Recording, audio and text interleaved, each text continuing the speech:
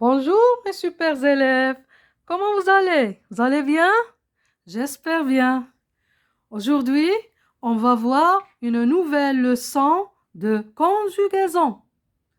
Le titre, c'est le présent de l'indicatif des verbes avoir et être. Le présent de l'indicatif, verbe avoir et être. Alors, je commence. Eh bien, l'indicatif, mes enfants, est un mode personnel. L'indicatif est un mode personnel. C'est le réel. Le réel. Le présent est un temps de l'indicatif. Le présent fait partie de l'indicatif. C'est une action qui se déroule au moment où l'on s'exprime.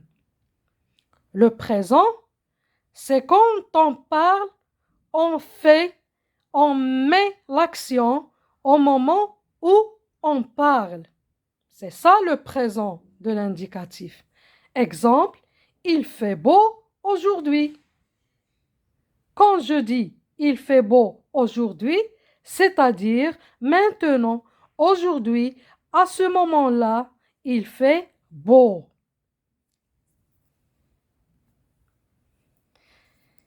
Et puis, le présent sert à évoquer une vérité scientifique ou historique.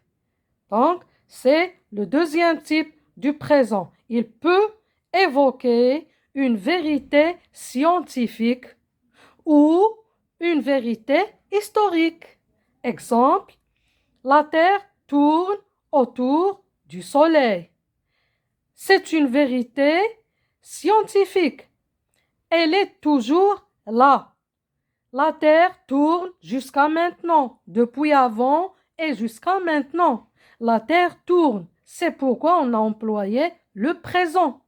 Parce que ça continue, ça dure. La Terre tourne encore. Voilà, c'est une vérité scientifique. Ou bien une vérité historique. Exemple, le 1er mai, en fait, on célèbre la fête du travail. Et puis, cette fête, on la célèbre toujours, chaque année, jusqu'à maintenant. En fait, on célèbre la fête du travail chaque 1er mai, chaque année. Alors, on a employé le présent de l'indicatif. Le présent sert aussi à montrer un fait habituel. Il peut servir à montrer un fait habituel. Exemple, papa prend chaque matin du café.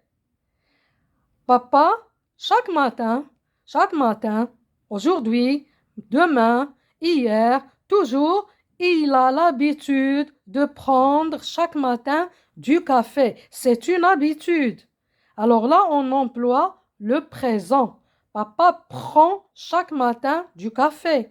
Ou bien, maman fait du marché chaque dimanche. C'est-à-dire, chaque dimanche, elle fait le marché, elle fait le shopping.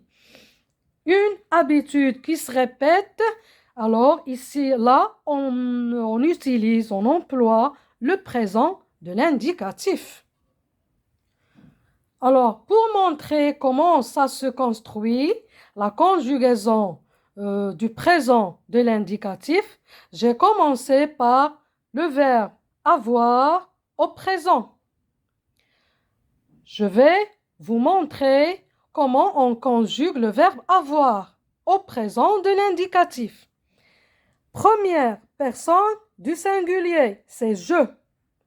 Première personne, P, c'est personne, S, c'est singulier. C'est je.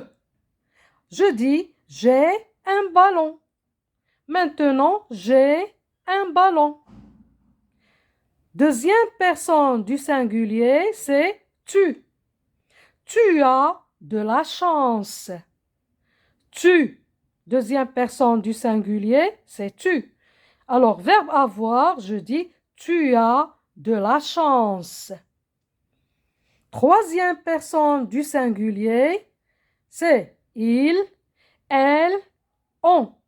Tous les trois pronoms se marquent la troisième personne du singulier. Le verbe, c'est a. Il, elle, on a du courage. On a du courage. C'est le verbe avoir. Toujours le verbe avoir au présent de l'indicatif. Première personne du pluriel, c'est nous. Première personne du pluriel, c'est nous. Nous avons honte. Nous avons honte. شخص كيستحيي يعني كيكون لما كيتكلم كيحس بالحياء كنقول j'ai honte. Tu as honte. Alors là, nous avons honte. J'ai essayé de donner des exemples divers et en même temps simples. Deuxième personne du pluriel, vous. Vous avez peur. Vous avez peur. Troisième personne du pluriel, il avec S, elle avec S, ont mal à la tête. Ils, elles ont mal à la tête. Voilà, c'est pour le verbe avoir au présent. J'ai essayé de montrer les personnes et comment on les appelle. On ne dit pas toujours je, tu. Non, on doit savoir, on doit comprendre que la première personne du singulier, c'est je. Quand le prof nous dit troisième personne du pluriel, automatiquement, on doit réfléchir à il avec S, elle avec S. Vous m'avez compris, mes enfants? Mes enfants, je m'arrête là pour ne pas être lent avec vous et à la prochaine séance.